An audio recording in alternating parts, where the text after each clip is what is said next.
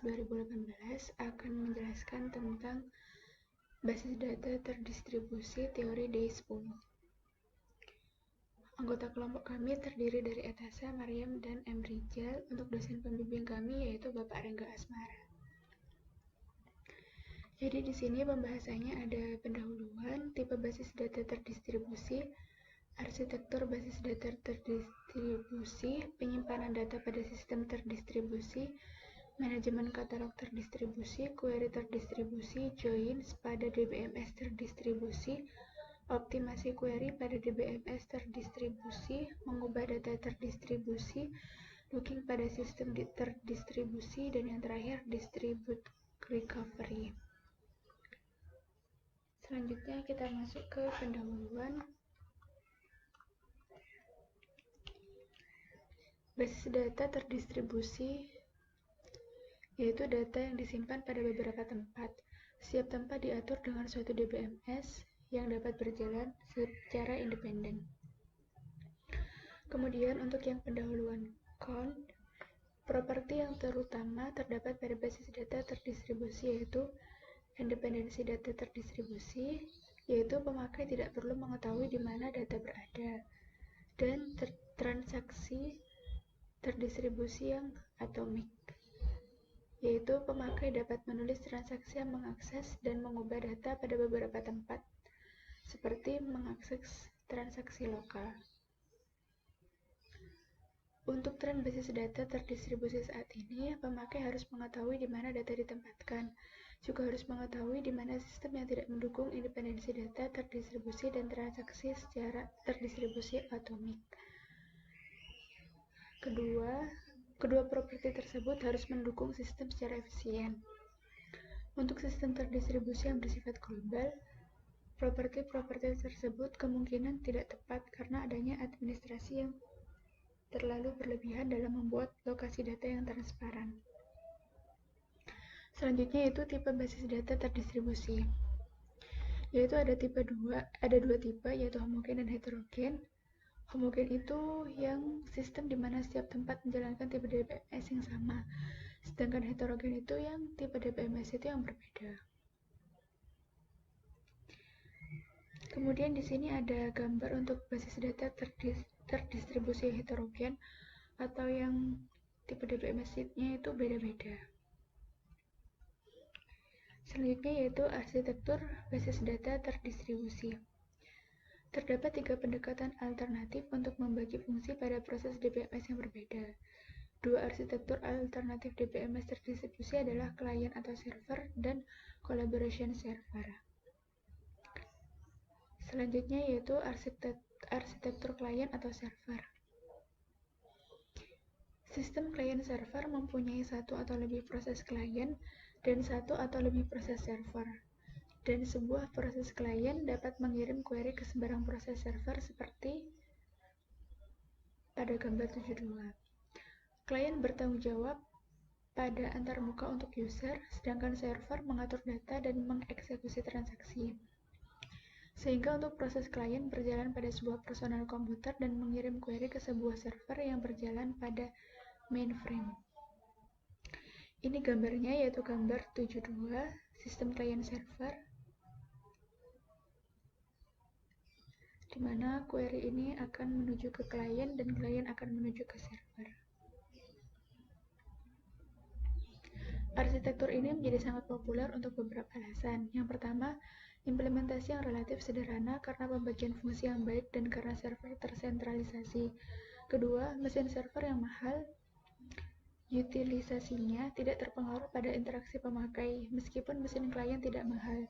Yang ketiga, pemakai dapat menjalankan antarmuka berbasis grafis sehingga pemakai lebih mudah dibandingkan antarmuka pada server yang tidak user-friendly. Pada saat menulis aplikasi klien server, perlu diingat batasan antara klien dan server, dan untuk menjaga komunikasi antara keduanya yang berorientasi himpunan. Selanjutnya, arsitektur collaboration server. Arsitektur client server tidak mengizinkan suatu query untuk mengakses banyak server karena proses klien hanya dapat membagi sebuah query ke dalam beberapa subquery untuk dieksekusi pada tempat yang berbeda, dan kemudian membagi jawaban ke subquery. Proses klien cukup kompleks dan terjadi overlap dengan server, sehingga perbedaan antara klien dan server menjadi jelas. Untuk mengurangi perbedaan, digunakan alternatif arsitektur klien server, yaitu sistem collaboration server. Jadi di sini collaboration server ini digunakan untuk mengurangi perbedaan yang digunakan kemudian digunakanlah collaboration server ini. Pada sistem ini terdapat sekumpulan server basis data yang menjalankan transaksi pada data lokal yang bekerja sama mengeksekusi transaksi pada beberapa server, seperti pada gambar 7.3. Ini adalah gambarnya. Di sini server menerima query yang membutuhkan akses ke data pada server lain. Kemudian sistem membangkitkan subquery yang dieksekusi server lain dan mengambil hasilnya bersama-sama untuk menggabungkan jawaban menjadi query asal. Kemudian dia akan menuju ke server. Selanjutnya yaitu penyimpanan data pada sistem terdistribusi. Pada DBMS terdistribusi, relasi disimpan pada beberapa tempat. Pengaksesan relasi yang disimpan pada remote site mengakibatkan biaya melewatkan pesan, dan untuk menguranginya, sebuah relasi dipartisi atau difragmentasi ke beberapa tempat, dengan fragmen dikirim pada tempat di mana fragmen tersebut sering diakses, atau replika pada setiap tempat di mana relasi menjadi kebutuhan yang tinggi. Di sini ada cara yang pertama, yaitu fragmentasi. Fragmentasi terdiri dari relasi yang dibagi ke relasi atau fragmen yang lebih kecil dan menggunakan fragmen pada beberapa tempat. Terdapat dua macam fragmentasi, yaitu horizontal dan vertikal. Kemudian di sini ada gambar 7.4, yaitu fragmentasi horizontal dan fragmentasi vertikal. Ini gambar untuk yang vertikal dan ini gambar untuk yang horizontal. Selanjutnya, bila sebuah relasi difragmentasi, harus meliputi relasi asal dari fragmen. Fragmentasi horizontal, union dari fragmen horizontal harus sama dengan relasi asal. Fragmentasi vertikal, koleksi fragmen vertikal seharusnya dikomposisi lossless join. Untuk menjamin fragmentasi vertikal lossless join, sistem harus menyediakan ID tuple yang unik untuk setiap tuple dalam relasi asli. Jika kita berpikir bahwa relasi asal sebagai field yang berisi tambahan tuple ID sebagai kunci, field ini ditambahkan ke setiap fragmen vertikal sehingga dikomposisi dijamin lossless join. Selanjutnya yaitu dengan cara replika. Replika ini berarti kita menyimpan beberapa kopi sebuah relasi atau fragmen relasi. Jadi kita menyimpan kopiannya. Keseluruhan relasi dapat direplika pada satu atau lebih tempat. Misalnya, jika relasi R difragmentasi ke R1, R2, atau R3, kemungkinan terdapat hanya satu kopi R1 di mana R2 adalah replikasi pada dua tempat lainnya dan R3 replikasi pada semua tempat. Kemudian di sini ada gambar 75, gambar untuk replikasi. Motivasi untuk replikasi yaitu meningkatkan ketersediaan data. Jika sebuah tempat yang berisi replika melambat, kita dapat menemukan data yang sama pada tempat lain. Jadi kalau misalnya kerjanya itu lambat, maka datanya ini akan berada di tempat yang sama. Selanjutnya yaitu manajemen katalog terdistribusi. Penjelasannya yaitu menyimpan data terdistribusi pada beberapa tempat dapat menjadi sangat kompleks. Kita harus menyimpan data bagaimana relasi fragmentasi dan replika, bagaimana fragmen relasi didistribusikan ke beberapa tempat, dan di mana kopiannya dari fragmen disimpan. Nama setiap replika dari setiap fragmen itu harus ada, yaitu manajemen katalog untuk yang count, untuk menyediakan Nama lokal digunakan format sebagai berikut, yaitu ada local names, birth size. Kemudian katalog setiap tempat menggambarkan semua objek atau fragmen replika pada suatu tempat dan menyimpan data replika dari relasi yang dibuat pada tempat tersebut. Untuk menemukan relasi, lihat pada katalog birth size. Birth size tidak pernah berubah meskipun relasi dipindahkan. Selanjutnya yaitu query terdistribusi. Misalnya ada dua relasi, yaitu sailors dan reserve. Di sini tuh untuk ID ada untuk SID-nya yaitu integer, SNAME-nya yaitu string, rating integer, dan untuk age-nya yaitu real. Untuk SID ini sama, kemudian di sini tuh ada day-nya yaitu dia pakai tipe date. Kemudian dilakukan query dengan code seperti ini, yaitu select average sh from tabel sailor where string lebih dari 3 and string kurang dari 7. Selanjutnya yaitu query terdistribusi untuk yang count. Ada fragmentasi horizontal dan vertikal, dan di sini juga ada replika.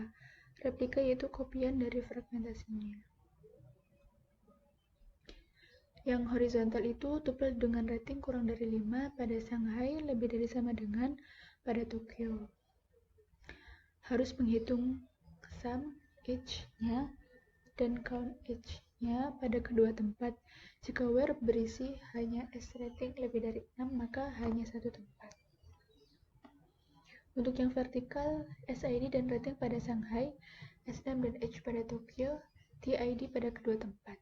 Harus melakukan rekonstruksi relasi dengan join pada TID, kemudian mengevaluasi query. Selanjutnya yaitu join pada DBMS terdistribusi. Jadi di sini ada gambar 7.75 yaitu contoh sistem terdistribusi.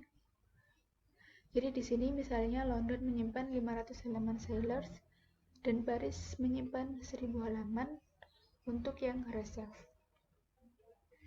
Selanjutnya yaitu join pada DBMS terdistribusi count. Untuk menangani join pada DBMS terdistribusi harus diperhatikan hal berikut. Jadi kita harus mengambil halaman sesuai kebutuhan, dan pada suatu nested loop join di London dengan sailor sebagai author, dan setiap halaman sailor ambil semua halaman reserve dari Paris. Jika halaman reserve di London diambil sampai join selesai, halaman akan diambil sekali, tetapi asumsikan bahwa halaman reserve tidak diambil semua sampai selesai, maka biaya akan menjadi mahal. Jadi ini adalah perhitungan biayanya.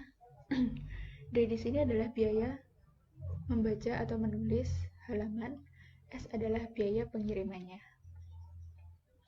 Jika query tidak dikirim ke London, harus menambah biaya hasil pengiriman ke query site. Dapat juga mengerjakan inner nested loop di London, ambil tuple reserve yang sesuai ke London sesuai kebutuhan. Pengiriman ke satu tempat, kirimkan reserve ke London, biaya 1000S plus 4500D. Untuk yang semi join, biayanya ini bisa dihitung sendiri. Jika ukuran hasil sangat besar, lebih baik mengirimkan kedua relasi ke result site dan kemudian lakukan join. Ini untuk keterangan yang semi join. Dia itu ditujukan untuk mengurangi jumlah tuple reserve yang dikirim. Selanjutnya untuk semi join yang count. Ide dari langkah semi join tersebut adalah mengurangi biaya komputasi dan proyeksi pengiriman untuk biaya pengiriman relasi reserve penuh. Semi join itu bermanfaat jika terdapat sebuah seleksi pada sailors dan jawaban tersedia di London. Untuk idenya ini bisa dibaca di London, di Paris, terus kemudian habis itu dikirim. Kemudian pada London, join sailors dengan reserve yang sudah direduksi. Yang selanjutnya yaitu bloom join. Teknik bloom join juga ditunjukkan untuk mengurangi jumlah tupel reserve yang dikirim. Idenya ada pada langkah-langkah berikut, yaitu di London, hitung sebuah bit vektor dari beberapa ukuran K. Nilai kolom hash join mempunyai jangkauan 0 sampai K1 jika beberapa tupel melakukan teknik hashing ke-1, set bit 1 menjadi 1.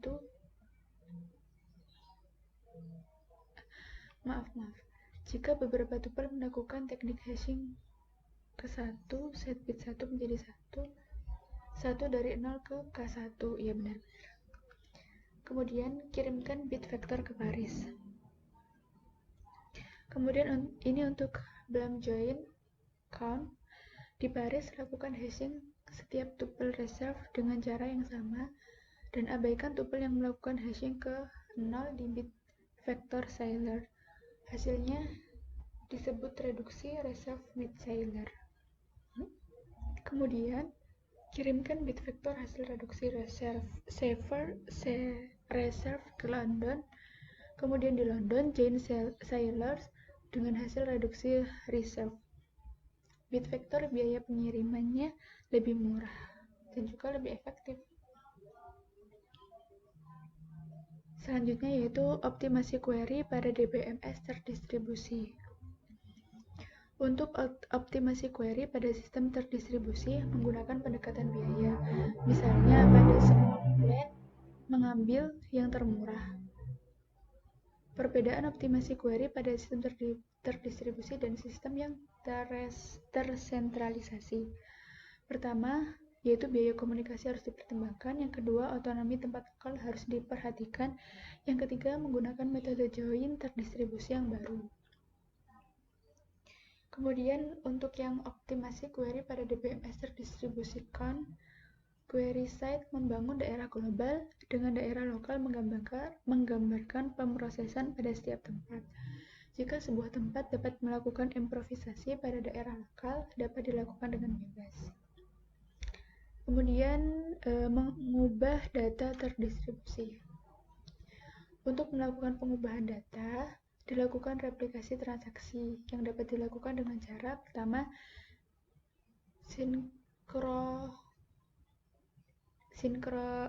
sinkronisasi replikasi.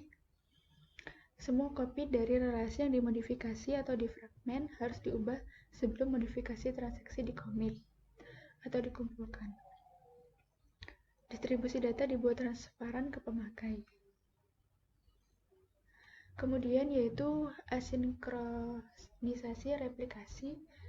Kopi dari sebuah relasi yang dimodifikasi hanya diubah secara periodik. Kopi yang berbeda akan keluar dari sinkronisasi. User harus waspada pada terdistribusi data. Produk saat ini mengikuti pendekatan ini. Kemudian untuk yang sinkronisasi replikasi itu ada dua teknik dasar, yaitu voting. Voting itu transaksi harus menulis mayoritas kopi untuk memodifikasi sebuah objek, harus membaca cukup kopi untuk meyakinkan bahwa terlihat setidaknya satu dari kopi saat itu. Misalnya terdapat 10 kopi, 7 penulisan untuk perubahan dan 4 kopi untuk pembacaan. Nah, setiap kopi itu dia mempunyai nomor versi. Teknik ini biasanya tidak atraktif karena pembacaannya adalah hal yang biasa. Selanjutnya yaitu teknik read any, write all. Penulisan lebih lambat dan pembacaan lebih cepat daripada teknik voting. Teknik ini banyak digunakan pada sinkronisasi replikasi. Kemudian selanjutnya untuk yang sinkronisasi replikasi yang count, pemilihan teknik sinkronisasi replikasi akan menentukan tempat mana yang terkunci untuk setting. Biayanya itu sebagai berikut. Pertama, sebelum transaksi yang diubah itu kita commit, maka harus dilihat dulu pengunciannya. Kemudian kita akan kirimkan perintah log ke remote site. Kemudian kita tunggu respon. Jika tempat atau saluran gagal, transaksi tidak dapat commit sampai transaksi kembali. Meskipun tidak terjadi kegagalan, commit harus mengikuti commit protokol dengan beberapa pesan yang mahal. Karena itu alternatif teknik asinkronisasi replikasi banyak digunakan. Kemudian asinkronisasi replikasi juga mengizinkan memodifikasi transaksi commit sebelum semua copy diubah. Pemakai harus waspada copy yang keluar dari sinkronisasi untuk suatu periode yang pendek.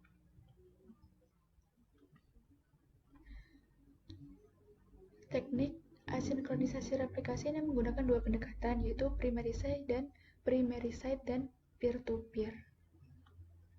Yang pertama yaitu peer-to-peer replikasi. Di sini lebih dari satu copy dari suatu objek dapat menjadi sebuah master. Perubahan ke copy master harus dipropaganda ke copy lain dengan cara yang berlainan. Jika dua copy master diubah dan terjadi suatu konflik harus dipecahkan. Misalnya, tempat 1, umur jam mengubah 35, tempat 2, mengubah 36. Teknik ini bagus digunakan jika konflik tidak terjadi. Jadi kalau misalnya nggak ada konflik, itu mending pakai yang peer-to-peer.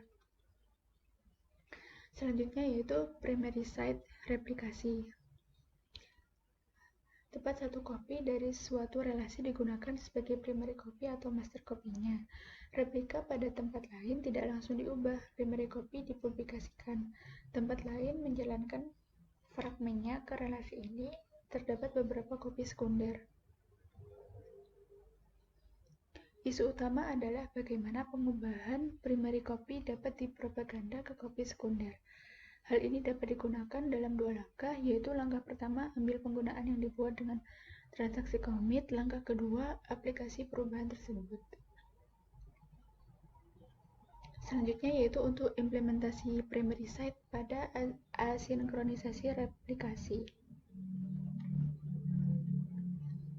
Isu utama dalam mengimplementasikan primary side replikasi ini yaitu menentukan berapa banyak perubahan ke primary copy yang dipropaganda ke copy sekunder. Perubahan biasanya dipropaganda dalam dua langkah yaitu capture dan apply. Perubahan dibuat dengan transaksi commit ke primary copy yang diidentifikasi selama langkah capture dan dipropaganda ke copy sekunder selama langkah apply. Selanjutnya yaitu mengimplementasikan dengan cara capture. Kan ada dua cara yaitu capture dan apply. Yang pertama yaitu capture. Langkahnya itu ada dua yaitu log based capture dan procedural capture. Yang log based capture ini digunakan untuk membangkitkan chain data table. Jika hal ini dikerjakan ketika log terakhir ditulis ke disk, harus menghapus perubahan ke subsequent yang dihentikan transaksi. Sedangkan untuk yang procedural capture yaitu suatu prosedur yang secara otomatis dibangkitkan mengerjakan capture. Kemudian mengimplementasikan langkah capture untuk yang count.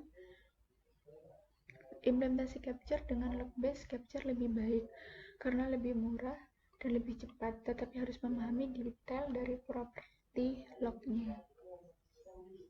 Kemudian langkah kedua yaitu dengan cara mengimplementasikan langkah apply.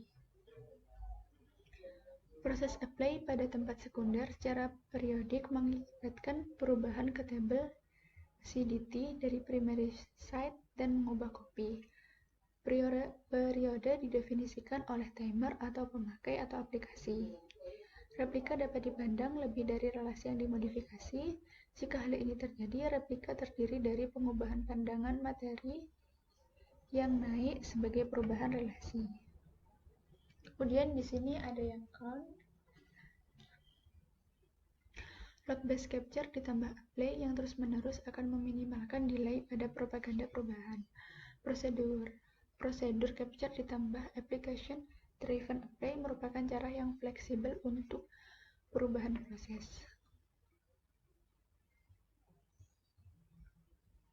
Untuk selanjutnya yaitu data warehousing, sebuah contoh dari replikasi.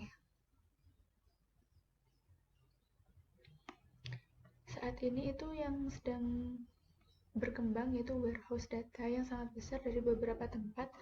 Hal ini memungkinkan untuk query pendukung keputusan yang kompleks dari data pada keseluruhan organisasi.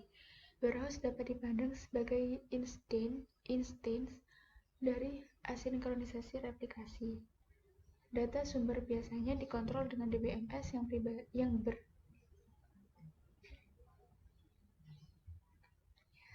Data biasanya dikontrol oleh DBMS, penekanannya pada cleaning data dan penghapusan kesalahan pada pembuatan replikasi. Prosedur capture dan aplikasi apply baik untuk lingkungan ini. Selanjutnya yaitu tentang looking pada sistem terdistribusi. Untuk menangani penguncian objek pada beberapa tempat digunakan cara yang pertama, sentralisasi, yaitu satu tempat melakukan semua penguncian dan membuka kunci untuk semua objek. Yang kedua, primary copy, semua penguncian suatu objek dikerjakan pada tempat primary copy dari objek tersebut. Untuk pembacaan, membutuhkan akses ke tempat terkunci sebaik tempat di mana objek disimpan. Yang ketiga, terdistribusi penuh, penguncian untuk suatu copy dilakukan pada tempat di mana copy disimpan. Hal ini akan mengunci semua tempat pada saat menulis objek. Selanjutnya, distribute deadlock detection. Setiap tempat itu menangani local wait for grep. Deadlock global akan terjadi jika local grep tidak membentuk siklus seperti yang ada pada gambar 76. Nah, ini adalah gambarnya yang dia itu tidak melakukan sebuah siklus, jadi jalannya cuma satu arah aja, dia tidak membentuk sebuah siklus. Untuk mendeteksi deadlock digunakan 3 solusi, yaitu sentralisasi, yaitu mengirim semua local grep ke suatu tempat, kemudian hierarki, yaitu mengorganisasi tempat ke dalam suatu hierarki dan mengirim local grep ke parent dari hierarki. Selanjutnya yaitu timeout, yaitu menghentikan transaksi jika menunggu terlalu lama. Untuk materi yang terakhir yaitu distribute recovery. Proses pemulihan pada DBMS terdistribusi lebih kompleks daripada DBMS tersentralisasi karena terjadi kegagalan yang baru, misalnya saluran komunikasi dan remote site. Jika subtransaksi dari suatu transaksi mengeksekusi tempat yang berbeda, semua atau tidak ada yang harus dikomit. Hal ini memerlukan commit protokol untuk menangani hal tersebut. Kemudian distribute recovery untuk yang count. Suatu log ditangani pada setiap tempat, sebagaimana pada DBMS tersentralisasi, dan aksi commit protokol ditambahkan pada log. Selanjutnya yaitu to-piece commit atau to-PC, tempat di mana transaksi asal disebut koordinator, sedangkan tempat lain di mana transaksi mengeksekusi itu disebut dengan subordinat. Jika sebuah transaksi ingin dikomit, maka koordinator mengirim pesan prepare ke semua subordinat. Jadi kalau misalnya mau commit, itu koordinatornya mengirim pesan agar semua itu bersiap-siap ke subordinatnya. Subordinat memaksa menulis rekaman log abort atau prepare dan mengirim suatu pesan no or yes ke koordinat. Jadi nanti setelah dikirim pesan sama koordinat, subordinat ini akan menanggapinya. Dia akan membalas no or yes. Nah, kemudian jika koordinatnya itu menerima pesan yes, maka koordinator memaksa menulis suatu rekaman log commit dan mengirim pesan commit ke semua subordinat. Untuk yang to-piece commit, to-PC untuk yang count yaitu dia itu kebalikannya dari yang non-count tadi ya. Memaksa menulis rekaman log abort dan mengirim pesan abort. Subordinat memaksa menulis rekaman log abort commit berdasarkan pesan yang didapat, kemudian mengirim pesan acak ke koordinator. Koordinator menulis rekaman log n setelah mendapat semua pesan acak. Pada to-PC terdapat dua bentuk komunikasi, yaitu voting dan komunikasi yang diinisialisasi oleh koordinat. Setiap tempat dapat memutuskan untuk abort suatu transaksi. Setiap pesan merupakan keputusan oleh pengirim untuk menjamin bahwa keputusan bertahan dari kegagalan. Untuk itu pertama kali disimpan pada log. Pada local log, semua commit protokol menyimpan log untuk suatu transaksi yang terdiri dari ID transaksi dan ID koordinator. Rekaman abort atau commit oleh koordinator juga termasuk juga ID semua subordinate.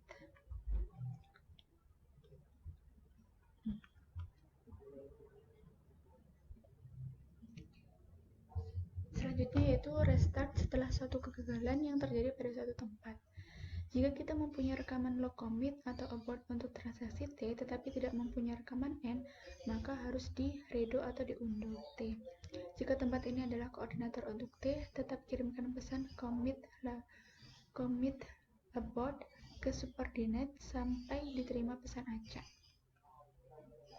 Kemudian ini untuk yang count, jika kita menyiapkan rekaman log transaksi T tetapi tidak commit atau abort, tempat ini adalah subordinate untuk T.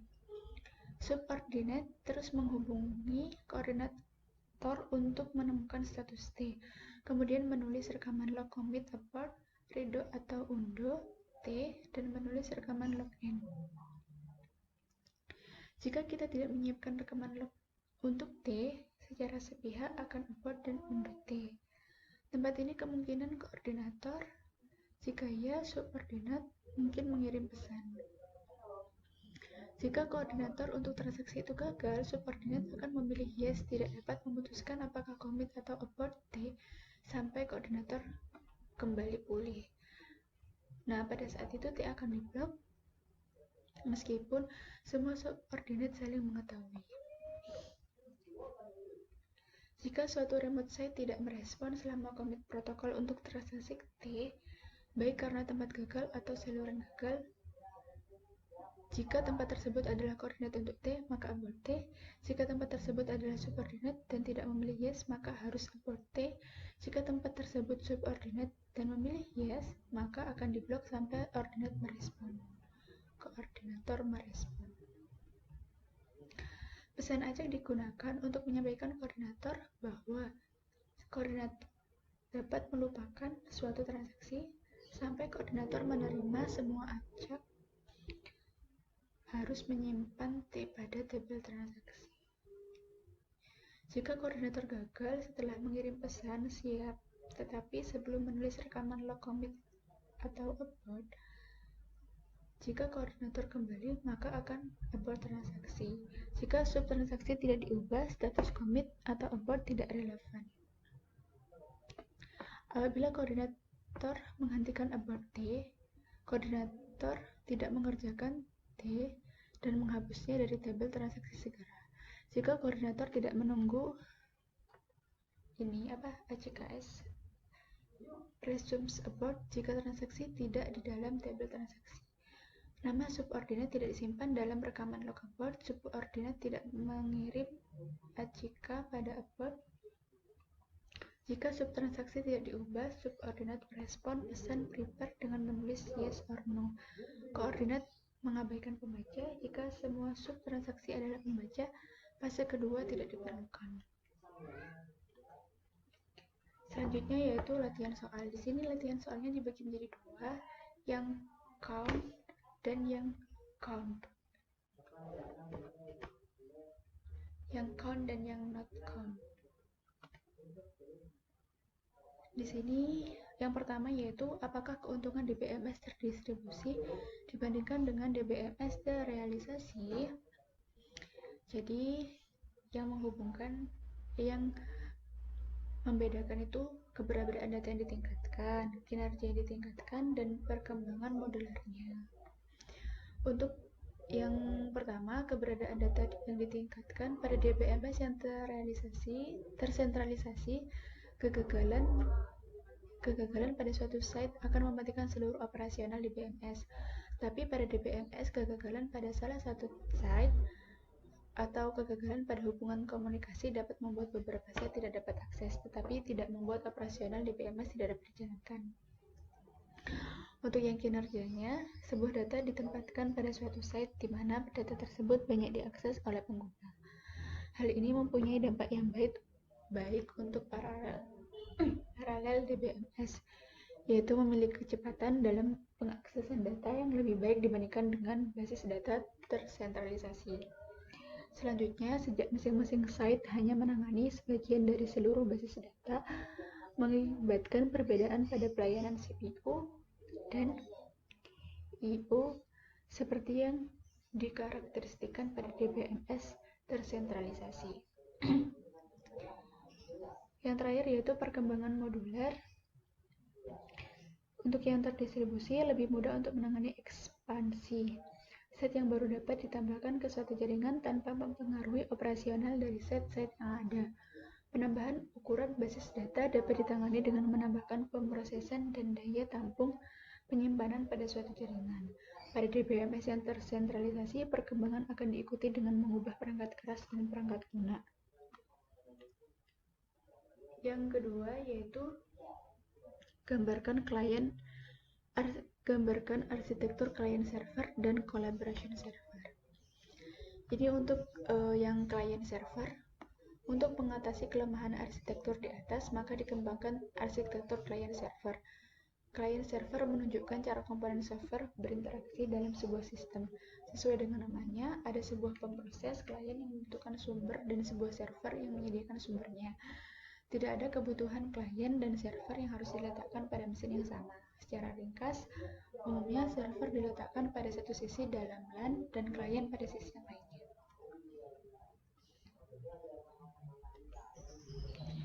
Selanjutnya yaitu gambaran untuk yang sistem kolaborasinya.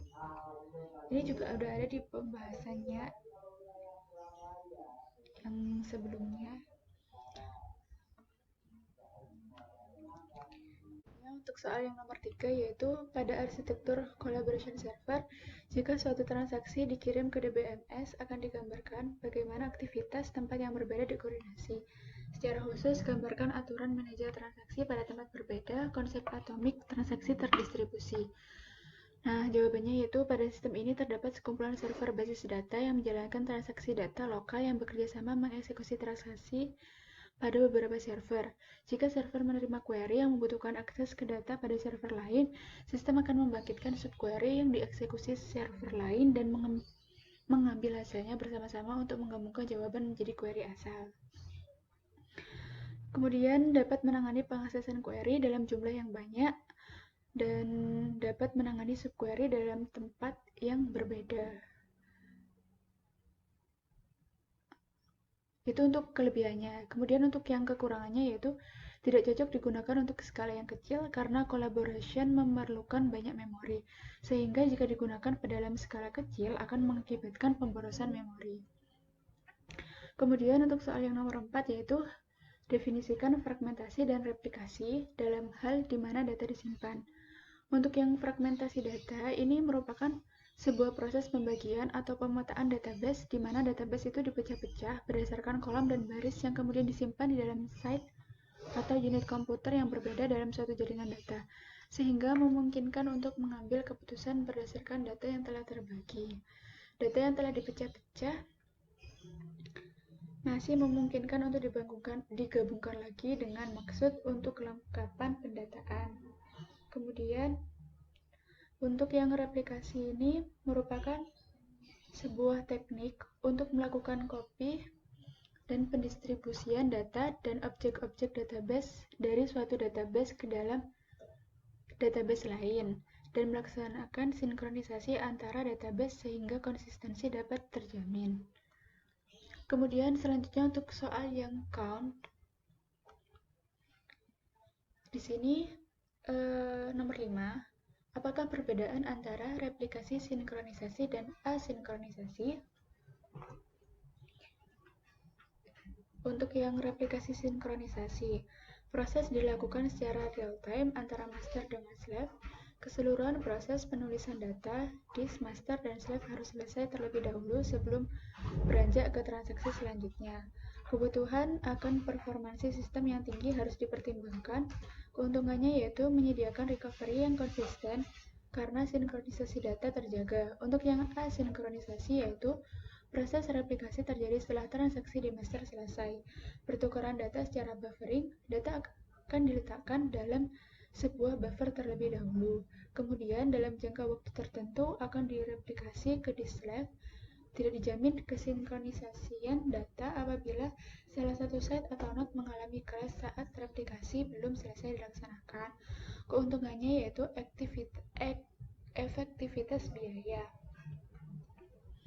Kemudian untuk soal yang nomor 6, definisikan distribute data independence. Di sini maksudnya yaitu data disimpan pada beberapa lokasi dengan tujuan untuk membuat distribusi yang transparan sehingga pemakai tidak perlu mengetahui lokasi data. Soal yang nomor 7 yaitu bagaimana teknik voting dan read wall diimplementasikan pada replika sinkronisasi. Teknik voting mengharuskan transaksi menulis mayoritas kopi untuk memodifikasi sebuah objek, harus membaca cukup kopi untuk meyakinkan bahwa terlihat setidaknya satu dari kopi saat itu. Misalnya terdapat 10 kopi, 7 penulisan untuk perubahan dan 4 untuk pembacaan. Setiap kopi itu harus mempunyai nomor versi. Kemudian teknik read any, write all. Teknik ini banyak digunakan pada sinkronisasi replication karena penulisan lebih lamban dan pembacaan lebih cepat daripada teknik voting. Kemudian untuk yang nomor 8 yaitu berikan penjelasan bagaimana asinkronisasi replikasi diimplementasikan. Khususnya jelaskan maksud capture and apply.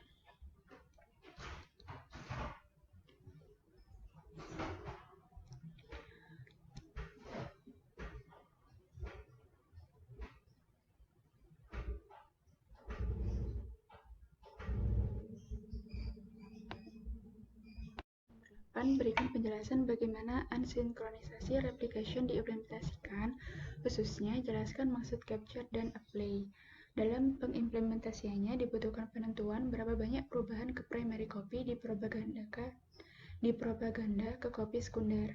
Perubahan dibuat dengan transaksi commit ke primary copy yang diidentifikasi selama langkah capture dan dipropaganda ke copy sekunder selama langkah apply. Sedangkan langkah capture diimplementasikan dengan satu dari dua pendekatan, yaitu log-based capture dan procedural capture. Implementasi capture dengan log-based capture lebih baik karena lebih murah dan lebih cepat, tetapi harus memahami detail dari property log. Log-based capture ditambah apply yang terus-menerus akan meminimalkan delay pada propaganda perubahan. Procedural capture ditambah application driven apply merupakan cara yang fleksibel untuk perubahan proses. Selanjutnya nomor 9 yaitu apakah perbedaan antara log-based dan procedural untuk implementasi capture? Pada procedural capture otomatis membangkitkan trigger dan mengerjakan capture dan kebalikan untuk log-based. Namun, implementasi capture dengan log-based capture lebih baik karena lebih murah dan lebih cepat, tetapi harus memahami detail dari property log. Soal terakhir yaitu nomor 10. Mengapa pemberian nama unik pada objek basis data lebih kompleks pada DBMS terdistribusi? Karena masing-masing database itu harus memiliki global database nama yang unik. Nama-nama unik ini mengidentifikasi sebuah database dalam sebuah sistem. Sekian penjelasan dari kami. Terima kasih. Wassalamualaikum warahmatullahi wabarakatuh.